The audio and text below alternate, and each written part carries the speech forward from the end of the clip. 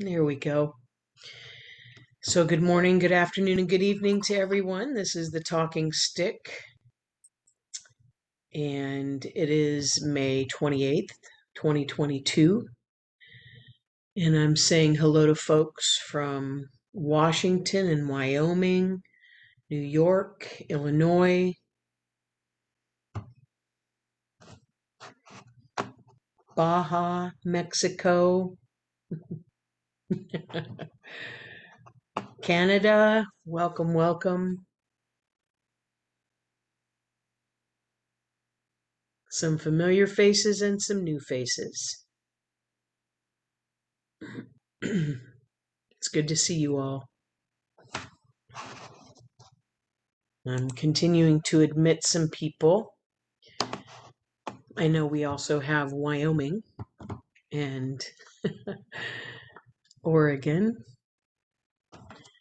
Katrina's my helper in Wyoming. It's one of the amazing things that's happened here during this change over the past few years that we have all been challenged with, but there's also been gifts. And so I have assistants all across the United States. And in one of my classes, I even have an assistant in Costa Rica. So it's been wonderful. Katrina is once again putting in the chat, reminding everyone that this will be recorded and shared, posted on it's on the Lightsong website, correct, Katrina? Yes. Okay.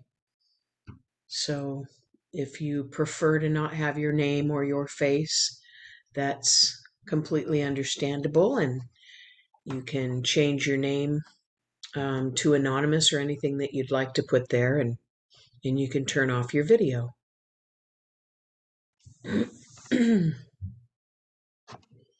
Welcome, everybody. Hi, Barbara. Nice to see you. How do you change your name? When you hover your mouse over the top of your video, you will see three dots. And if you click on those three dots, rename is one of the options. Oh, right. And Katrina can also change your name. You can always chat with her privately.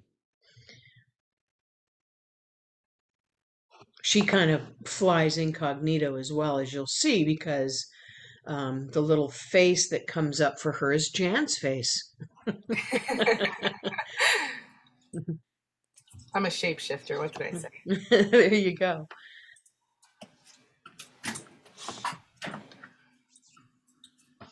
All right. So it's about 5 after.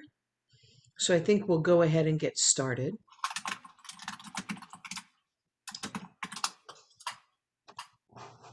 We are happy to see you all. We love getting together with you on a regular basis. And we'll be doing these definitely through the end of the year on the last Saturday of the month. We decided to try and do something consistent to help everyone know when it's going to happen. Chantel, you have a kitty cat photo bombing. We appreciate the four-leggeds as well. All right, well, welcome. And we're here today really to just connect heart to heart and to chat.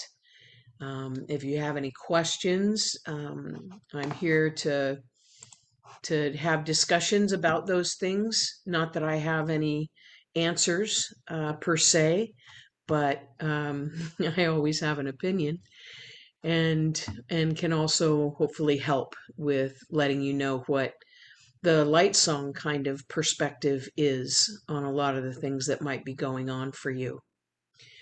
And so what I'd like everyone to do here for just a moment is close your eyes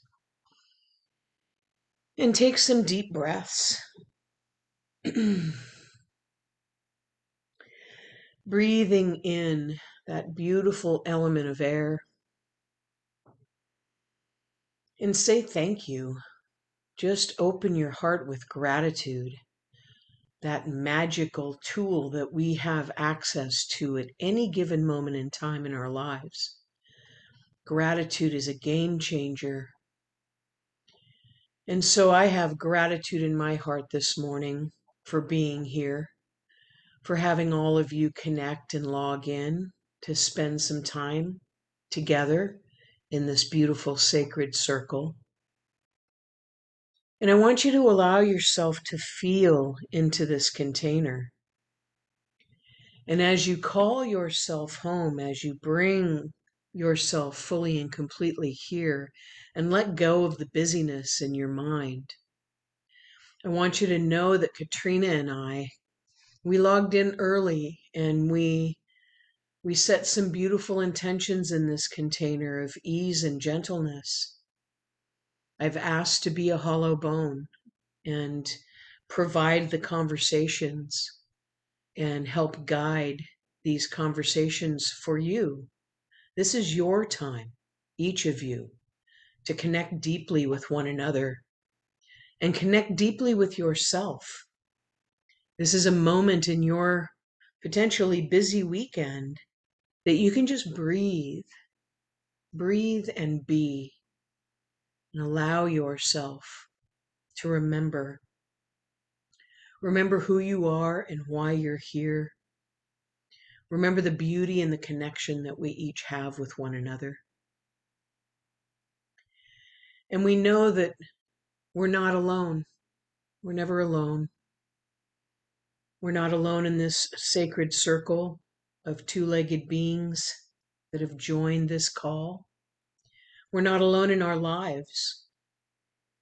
In many of the indigenous traditions, they know and understand that when you're born and you take your first breath, you are joined here.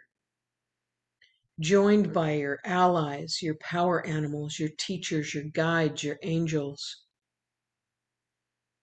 And so here you are, and they're all with you, surrounding you. And we call and we honor the spirits of the land where each of you are. There are always spirits of the land. And they are beautiful nature spirits and guides and protectors, and we call on them, knowing that they are standing at the four corners, witnessing, protecting, allowing. And we honor the ancestors who came before us, the ancestors of the land where each of you are.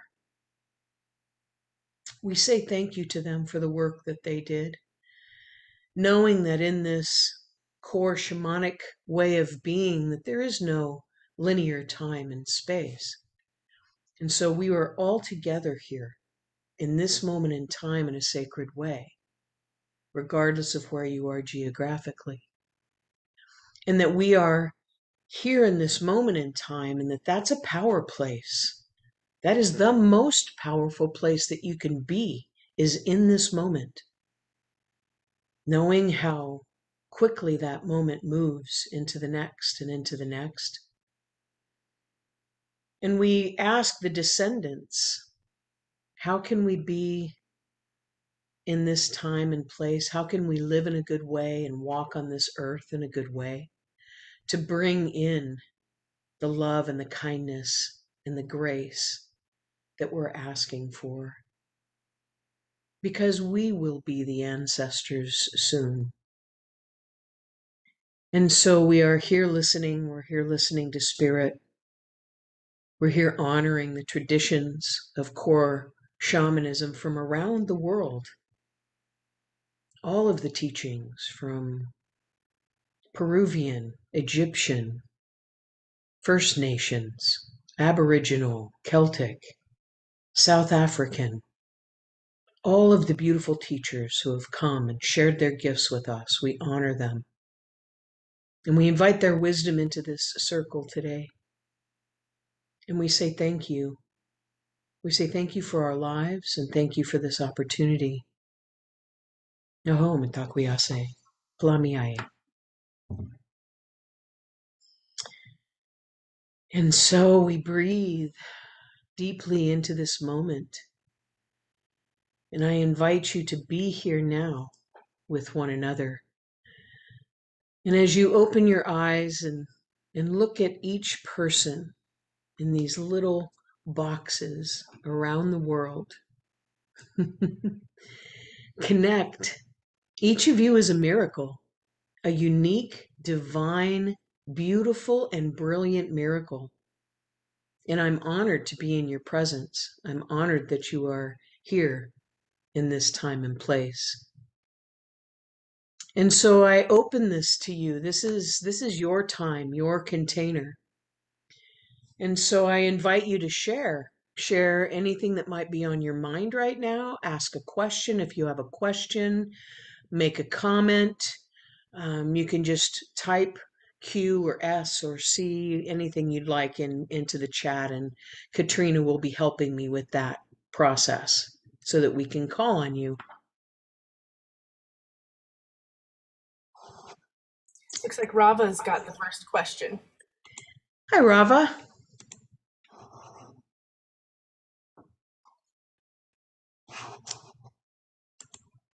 Yeah, it's doing something weird, we noticed. So yeah, there you go. How's that? I'm, I'm good. Thank you. Thank you. That was a beautiful bringing together of all of our hearts. And it Thank you. always feels so good. It changes everything. Um, my question, you once said that giving and receiving are the same thing. And I wanted to know if you would further describe what I think is what you're saying is a non dualistic perspective, right? And what does that look like? And what does it feel like? And how does it manifest? And, and how do we shift out of these polarities, being in the state of dualism to a non-dualistic place? Well, that's a big question, isn't it? With lots of layers. And so I'll do what I can to begin addressing pieces and parts of that, and I'll invite others to comment as well. So that teaching came forward in a practicum. Every year, Light Song has a practicum where we come together as a community and we live out in the woods together. And there are many reasons for that ceremony, historically speaking. But one of them is that we're listening. We, the council and the elders of Light Song, are listening. The teachers of Light Song are listening to Spirit for wisdom, for advice, for teachings that we then integrate into our curriculum moving forward. So I don't even remember how many years ago that was that particular teaching came through as a reminder, because as many of you have heard me say, I don't think we're necessarily teaching you something new. We're reminding you of certain truths that you already know. So in this container that we live in out in the woods, we are supporting one another. We're learning to listen telepathically. And one of the things we were doing in that moment is that we were giving each other shoulder rubs, right? Because you're living out in the woods, a lot of people aren't accustomed to sitting on the ground or sleeping in a tent. And we were sending that feeling of comfort to each other and to the questers who were on the hill. And what we realized in that process was that as we were giving, we were also receiving. And we were physically, literally doing that because we were all in a big circle. And so you had your hands on someone's shoulders and someone had their hands on yours. And you were giving and receiving this comfort at the same time. And the Spirit said, well, that's always the way it works.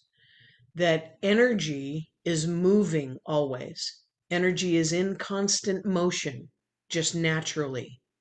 When we try and stop energy from moving with resistance, with denial, with all of the different ways that we humans can do that, that's when suffering starts. That's when we start running into some problems because the fact is that energy is designed to move at all times. And it doesn't have necessarily a plus or a minus charge to it. It's not going in a particular direction per se. It's actually much like the teachings of the medicine wheel. It's everything going everywhere all at the same time. And so by understanding that, we understand more and more about our power as human beings. Because we'll use certain explanations or words for this. For example, I'll tell my clients when they come to me that I thank them. I thank them for coming to me, because when you ask for a healing, you're doing a service not only for yourself, but for your family, for your community, and for the entire world. Because if every single person stepped forward to receive the healing that is rightfully theirs, imagine what kind of world we'd live in right now. If every person asked for that healing. But we humans, we tend to be stuck in a couple of different ways. One of them is self-worth, right? How many of us have dealt with self-worth in our life? I mean, probably daily, right? That critical thing you tell yourself in your mind that you're not worthy or that you're not doing it right.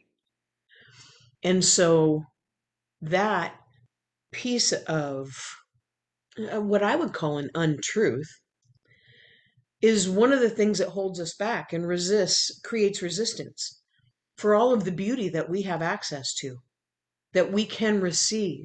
Because if you don't think you're worthy, then you don't receive all of the beauty and the bounty and all that is possible in your life. So we work on ourselves, right? We work on that. Well, when you start really looking at the world through the eyes of energy, understanding that everything is energy, then you begin to understand more and more that you have the capacity, not only the capacity to heal, but you have the capacity to give and receive at the same time. Because when you're receiving the healing, that is a gift to everyone around you. Because you've just shifted your broadcast, right? We talk about that in that way, that fact that there's a law of attraction. Jan calls it the creation laws. So that what you're broadcasting out into the world, you're also receiving back. And it is instantaneous. It is happening all at the same time. So those kinds of teachings are where we go when we're trying to understand how we can give and receive at the same time. How important it is. We've often walked through and say, oh, I have no problem giving, but I don't know how to receive. And that's another one of those untruths that we tell ourselves, because it's not even possible. Energy is flowing in all directions at the same time, all the time. You might be resisting the receiving piece, and why would you resist receiving something wonderful for yourself? You start asking that question, it's like, well, maybe somewhere along the way I got wounded and decided that I wasn't worthy. I wasn't worthwhile enough to receive that. And perhaps that didn't even come from me. Sometimes if you listen closely to that voice in your head, it's not even your voice. Perhaps it was somebody that told you something that you decided to believe. Everything is energy, including our beliefs. Everything is a choice, including our beliefs. And so we choose to believe in any given moment in time, whether we're worthy of something or not, whether something's real or not. Have you ever asked yourself that question? It's a beautiful way to ponder. What is real? What's real? What's reality? And where did that notion come from for you? Because we get to change our minds. There's a couple of certainties in this world, and I believe change is one of them. And so we can change our mind, therefore change our thoughts, which then changes our beliefs, which then changes our lives. Because your beliefs create your life. If you believe you're not worthy, then that's a creation that you've got going on in your life, and that's how the world is responding to you. So I believe that being human is a very complex thing, And I certainly don't have all the answers. I'm just plugging along like all of you are. And we live in a world of duality. We came into this dimension, and in this dimension, there's certain laws. That law of attraction is one of them. It works whether you pay any attention to it or not. It works whether you believe it or not, just like gravity. And we live in a world and a culture that is based very much in a duality kind of idea, right? We have a belief in what is the illusion of separateness, that you're separate from me. Once you start understanding energy more and more in yourself as an energy system, you realize that this is not the end of you. This thing does not define everything there is about you. We are so much more than these bodies, and these bodies are a beautiful temple that we're borrowing from this dimension so that we can have an experience. And so our souls are here having an experience, and we get to choose what we believe about that. And I know that Rava and I have had some philosophical conversations of late about these kinds of ideas. And when I get to a place where I just don't understand and I can't wrap my mind around a particular, let's say, event or a particular way things appear to work in this realm, I know that there's a great mystery. I know that there is a great mystery that somewhere along the way, I agreed to not know. I agreed to be here. I believe that to be true. I believe I chose to be here now. And believe me, there's days when I question that. I question the wisdom in that. And it's like, seriously, I chose to be here now as I look out at the world and some of the things that are going on. It's like, ah, wow, interesting that I would choose to be here now. And so the question and the choice in that moment is, what am I going to do with this now? What am I going to do with this moment? What am I going to do with this life, this opportunity? I believe we all came here with a purpose. And I believe that I don't have all the answers. And that helps me sleep at night, actually. I also believe that there's no external authority. I believe the answers are right here. And that if I'm still enough and I listen enough, that I'll hear more of those answers. And so here we are in this place together. And that's another thing that helps me sleep at night, is that we're in this together. And the beauty of that is that I might not have ever met you personally, but I believe that I know something about your heart. And I believe I know something about your purpose, because you got tapped on the shoulder to come here now. You got tapped on the shoulder to dial into this Zoom call and sit with all of these beautiful people in this circle and contemplate and listen and ask for support and wonder and be very present in this moment. And so we're in it together, and that to me is a beautiful thing. So Rava, I'm not sure how much of your question I answered.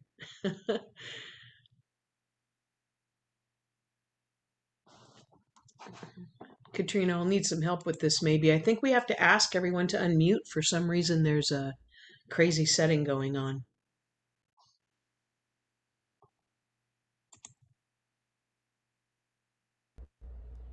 There we There we go. go. There we go. Although I'm not hearing you. Oh, you're mute. There you go. Okay, we'll try it because it keeps muting and unmuting me. So I'll just hurry. That was really beautiful.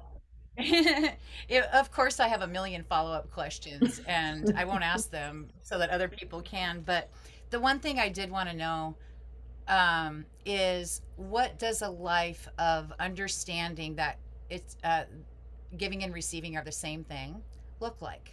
Like, show me the beauty in that. Well, and I like that. show you the beauty in that. And for me, it comes back to the belief that we're not alone. And so I know that when I am, well, let's just call it in the zone. So when I'm sitting with a client and I'm listening to my guidance, listening to this person talking with me, and I'm in that place of what we refer to as a hollow bone in shamanism. In other words, I'm trying to get out of my own way and buckle my ego over here in a seat and allow myself to see and hear and allow information to flow through me. That is when I feel like I'm in that purity of that neutrality, of that place of allowing. And when I can truly be in a place of allowing and surrendering, then I feel as if I am receiving that information at the same time that I'm giving it. There's more than once that I'm in a session that I'm talking away to a client, just just like I was doing a moment ago in the answering of that question, that I realized that, oh, that was for me. That information actually was for me just as much as it was for anybody else in this circle listening. And that, I think, in that moment, oh, thank you. I needed to hear that today. I really needed to hear that today.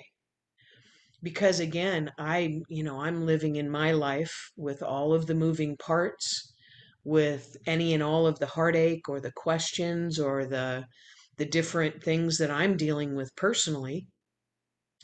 And I know that all I have to do is lean into the tools that I've been taught and know that Spirit has my back. It's one of my favorite sayings. Spirit has my back at any given moment in time. And that is, for lack of a better word, faith. It's one of those beautiful gifts that I believe religion originally was based in, is the idea that everything is love and that we have faith in the unseen and unknown, that it is loving and supportive and a part of who we are. I explained it the other day as being a drop in the ocean. I don't know what your particular philosophy or cosmology is when it comes to where did we come from and where will we go when we die. I don't know what your belief system is around God. I don't know what your backgrounds are as far as any religious experiences that you've had in your lifetime, or what you consider that to be now. I can tell you that for me, I've been a seeker my whole life. And I think that probably resonates with most of you in this circle, which is why you're here. And that my ideas of what that is have changed over time, changed radically sometimes. And so we find ourselves in a place in these unique experiences that our souls are having in these bodies. And we have free will and sacred choice, which can be the good news and the bad news. But it does mean that I can choose to believe how I believe. And that no one can tell me that truth is wrong. I get to believe what I believe. It doesn't mean that won't change. But I think that where we go with this, especially in these kinds of circles, is to that beautiful place of giving and receiving being the same thing, which is kind of another way of talking about neutrality, which is another way of being in a place of allowing each of you to have your own experience and your own beliefs in any given moment, and not trying to convince you otherwise. All I want to do is share what I've learned, and especially share the tools that I have gathered over this lifetime that have helped me, find ease, that have helped me find some solace, and that have helped me connect with other human beings. And I think that that's why we came to have this experience, at least for me. I believe it's to be in relationship. at every given moment.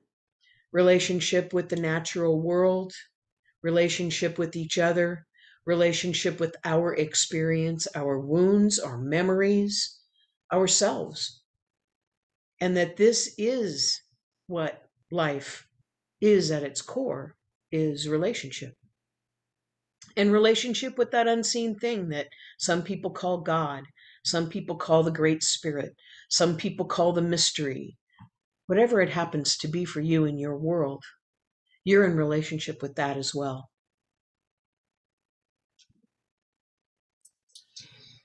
We've got an anonymous follow-up question on Okay.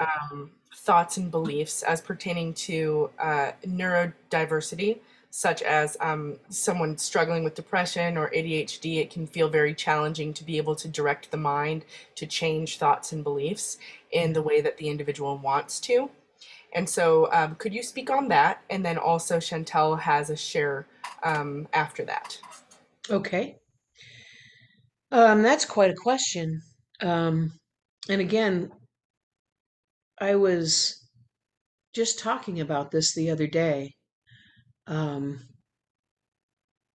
because we're in this wondrous experience of being human. And this temple that we are inhabiting is an alchemical wonder. It's a miracle. And the more you learn about this thing, the more you understand the miracle of what's going on every second inside this alchemical wonder, right? Everything from the millions of blood cells that are being created at the top of your femur right now in this second, to the way that air comes into our lungs and then our heart beats and all of the things that happen without us even thinking about it. I mean, it's so miraculous that it's hard to wrap our minds around, right? And along with that comes alchemical imbalances. Along with that can come different, diverse things that happen in each of our bodies. Some of them that resonate and some of them that don't. I am a cancer survivor, and I went through an experience of stage 4 breast cancer. And so odds were that I wasn't going to be here very long. And fortunately, I am here still 22 years later, which is lovely for me because I now have 8 grandchildren and I got to experience all of that. And so the cancer in my body did not resonate. It doesn't typically resonate with the human body. And so it can basically kill the host, right? And when we're diagnosed with something like that, everyone rallies around us and allopathic medicine steps forward and all of the healers step forward and people try and heal what's going on. Now, there's so many things that go on in this miracle of a body, especially in our minds, that no one knows the answer to. Why did I live through that experience? Because my mom didn't, and her mom didn't, and many people that I know and sat next to in the chemo seats, they didn't make it. Why did I? I don't know. I honestly have no idea. I'm certainly happy I did. And then when something neurodivergent happens, right? Something is happening mentally to someone, some type of imbalance or something that makes them different as far as society goes. We know even less about that. Allopathic medicine knows even less about that than they know about our physicality. I have a grandson who has autism. And so I know what that looks like and can look like. He's not the only person in my life that I know that has been diagnosed what they say on the spectrum. I've had a lot of experience with children on the spectrum. And he is such a gift. He is such a beautiful gift. But of course, he's not mainstream normal, right? He's not what people consider normal. And I have a daughter who struggles in different ways. And I think what I find to be true about that is that for whatever reason, we humans in this culture have decided to make that something that's really truly wrong, or looked at as something taboo. I don't know even the right word for it. If you're diagnosed with cancer, people rally around. If you're diagnosed with a mental illness, all of a sudden, you know, there's something wrong with you that people don't want to have anything to do with that. It's fascinating. And it's a choice and it's a belief. So the only ones that can change that is us. We choose to believe what we choose to believe about that neurodivergent situation. I believe that my grandson is a huge gift. He is a huge gift to this world. He's amazing. I have never met, and I have 8 grandkids, I've never met a child with so much love to give. And so to me, it's a gift. And I think that I see that as a gift, just like I see my experience with cancer now as a gift. There are gifts in all of this, but we have to choose to see it that way. And so when it comes to anything that's different, we get to choose what we believe to be true about that. And when it comes to neurodivergence, unfortunately, like I said, in our culture, sometimes that's harder for people to wrap their minds around, is that sometimes it looks different for different people. When we can get to that place of loving and allowing and accepting and surrender, then we get to that place that we can embrace all of those pieces and parts. I believe that spirit doesn't judge. I believe that energy is neutral until we give it a charge of plus or minus. And so the closer that I can get to that, the more peaceful my life is. And so I strive for that. I mean, I'm human, so of course I judge. I think we judge automatically as humans, breathing in and out. But the fact is that if we can get to a beautiful neutral place in which we can allow ourselves to dissolve some of that judgment and get to a place where discernment is the first place we go.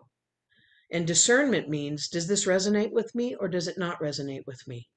I don't have to judge it as good or bad, but I can make a choice as to whether or not I feel like that resonates with me or not. And that's how I form my beliefs.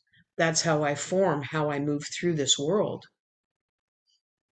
So again, I'm not really completely sure if I answered the question, but I hope it's helpful.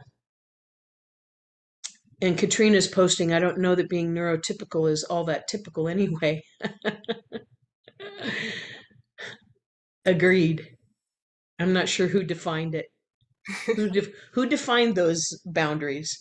I ask myself that question on the daily, actually, because I love to travel for one thing, and so I can travel.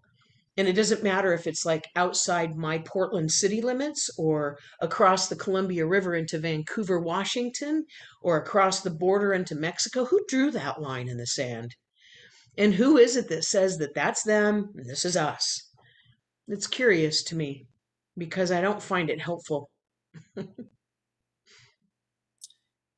Chantel had a share about that, and then Victor has a question. Okay.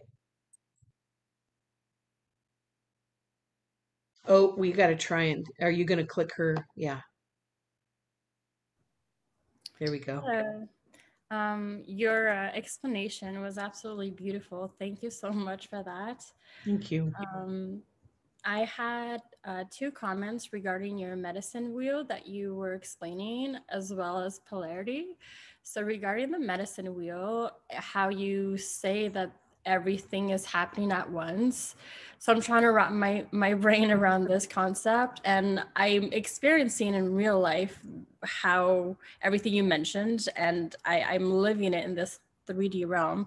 But when we explain it, I'm trying to see it in my mind and visualize it and trying to understand it better. And I heard about this concept, how everything is cyclical and that everything, I'll try and explain it, how everything is when it comes back in a cycle, it basically does like a thyroid. I'm not sure how we say it, where it comes back, but then it goes up and higher. Mm-hmm. So this has really helped me understand this. So is this the same concept as the medicine wheel? That's a really good question. And that's a beautiful explanation. I like the way that you're talking about that. Um, the indigenous people really understood the fact that everything's a circle. Everything is a circle. There's really no beginning and no end. And when we start learning to understand our path, especially our healing path, our energetic path, our trajectory as a human in this experience, we look at it as a spiral because we know that in our healing process, for example, you might work on something that you're healing and really make amazing progress. And maybe you have a soul retrieval and everything changes and it's so amazingly wonderful. And some wound that you had now seems to be healed. And then, somewhere down the road, it's in your face again. And it's like, well, now, wait a minute. I thought I healed that, right? I thought I was done with that. And it may be lesser, and it typically is, less triggering, less wounding, but you're on a spiral. And so it's coming back around saying, oh, and now there's this level of it to heal and this level of it to heal, right? So we do look at life that way. We look at life as that constant movement. We look at things like, especially in core shamanism, as the indigenous people did, in the understanding of the earth and of the sun and of the circle that we're making and of the circle our life is. And the medicine wheel has been used culturally since before the written word in probably most cultures that we know of. And when we use that as a tool of understanding, which is how I've used it and taught about the medicine wheel, then we understand that what the medicine wheel is attempting to describe is everything. It is everything. There is no beginning and no ending to it.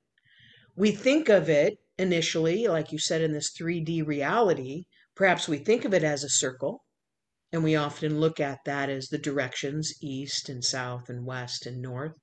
But what's really then happening is that you've got a three-dimensional medicine wheel because there's above and below and center as well. So now here we have this three-dimensional medicine wheel structure.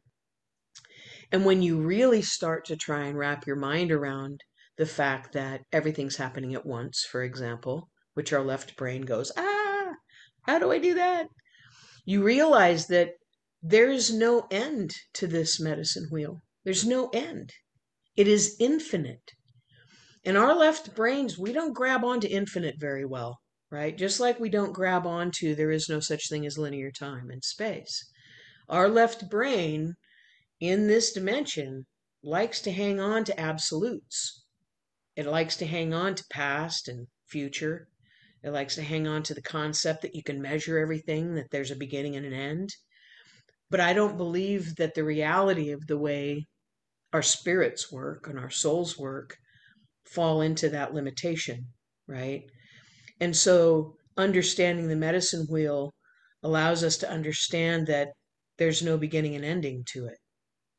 And so when we study it and use it as a tool to try and help us understand ourselves, our lives, where we are in our lives, we even use it to organize our practicum every year.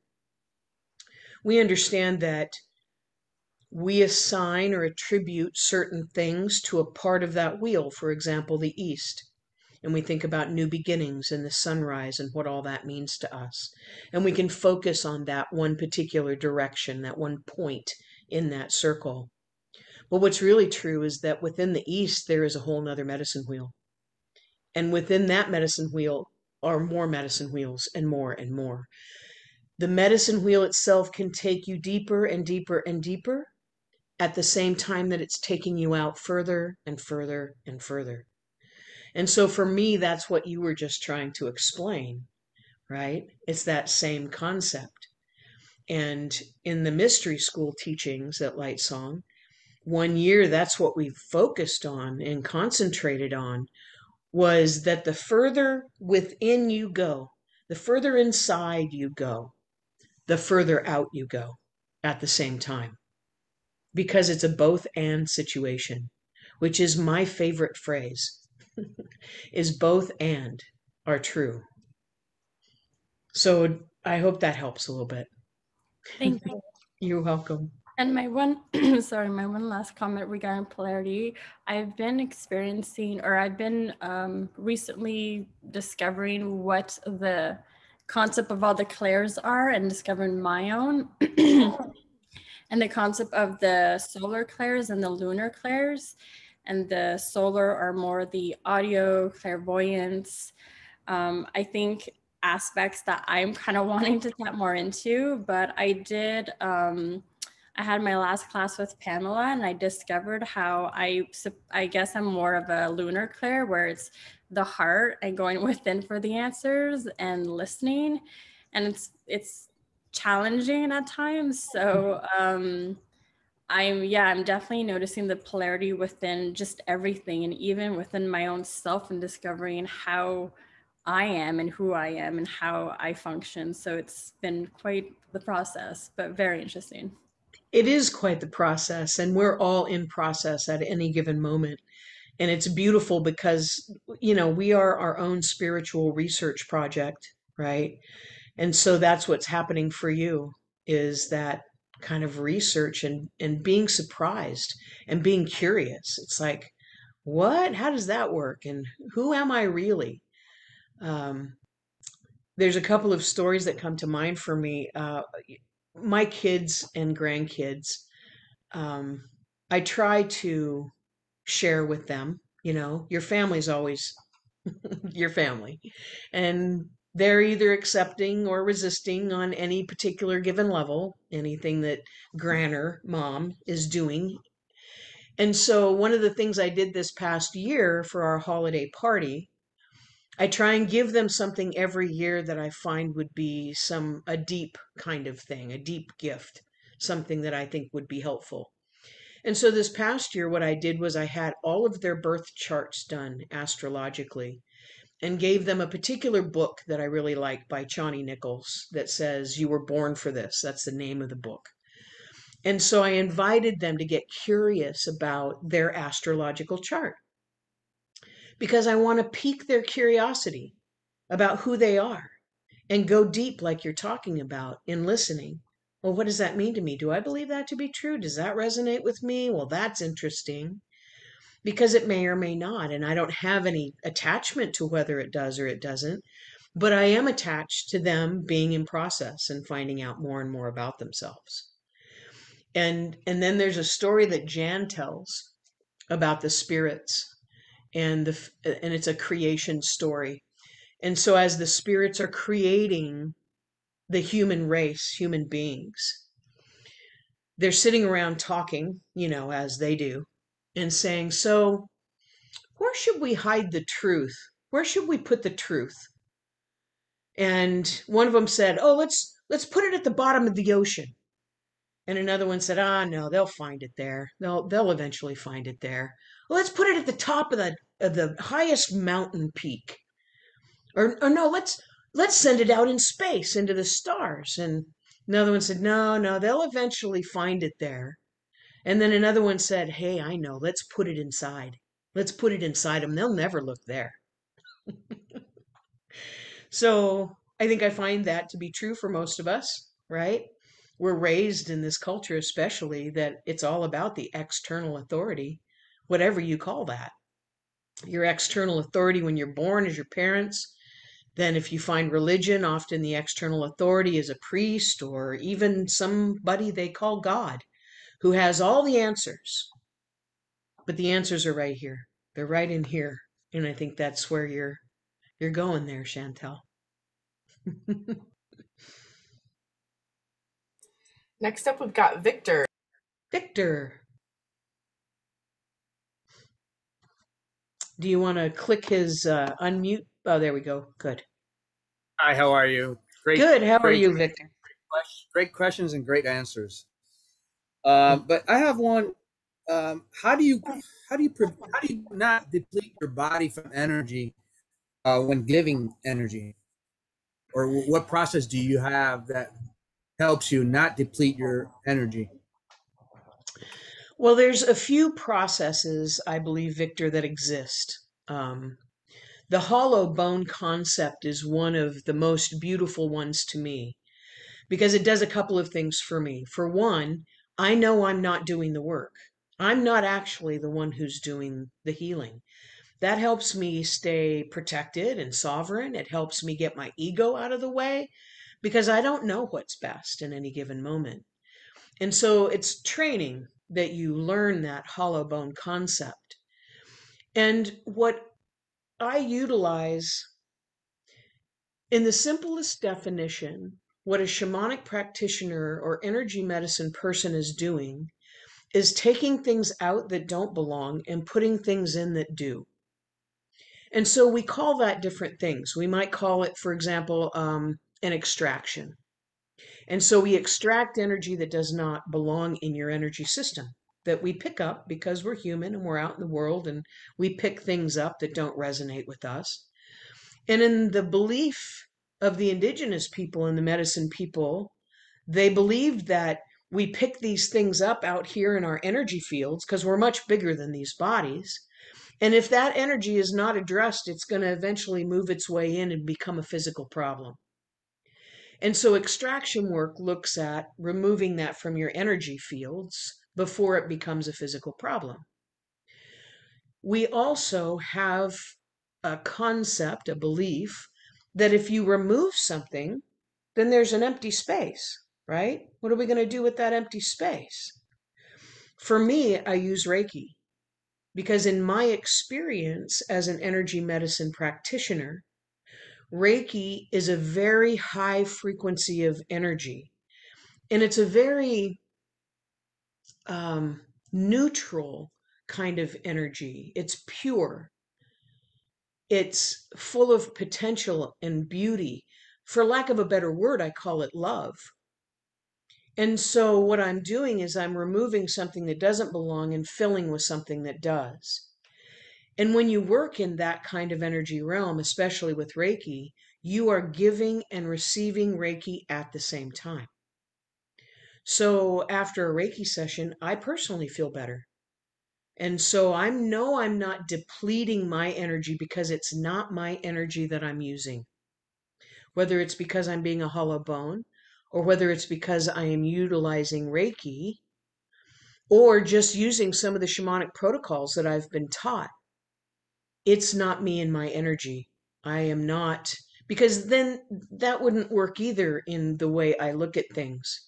Because my energy is not your energy. That's not your signature. You know, if I were using my energy to do something in your energetic field, then that's not necessarily the most helpful thing. Does that make sense?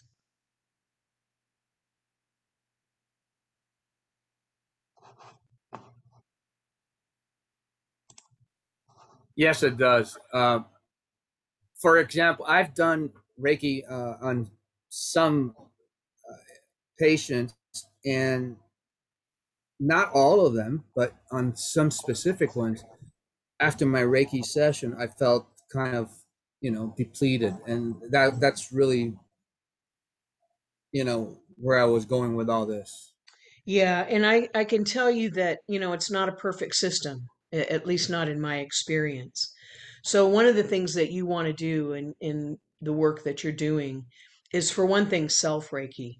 When you disconnect from that session, when you leave that particular client, you want to kind of clear your energetic fields. They teach us to do this kind of brushing off concept of removing any of that energy, that heavy energy that's not yours, in a good way. And you can always give yourself self Reiki. And I too have experienced that, Victor. And I was curious about it. It's like, well, why do I feel so exhausted sometimes after a session if I'm not using my own energy?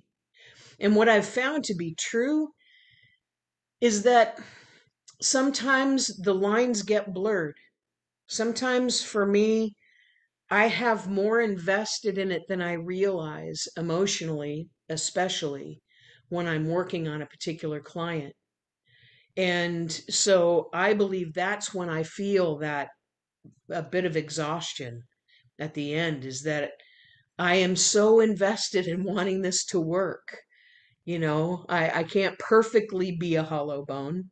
I don't perfectly get out of the way every single time. And so sometimes my own humanity is working overtime like a muscle. And so when that session is done, I do feel that letdown and I feel like, oof, I'm so tired. I am so tired right now. And so I do just like I'm telling you to do. I brush it off. I give myself Reiki, and if at all possible, I go take a nice Epsom salt bath or a walk out in nature and let myself fill back up again. Self-care is a really important thing for people doing healing work. So here we are, and it's about noon. Are we good? Yeah. We don't have any other questions. Okay, great.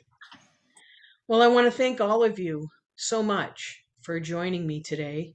And we'll figure out what's wrong with this Zoom thing, because for whatever reason, it doesn't seem to be allowing people to unmute, which is unfortunate because I really like to hear all of your voices as we leave.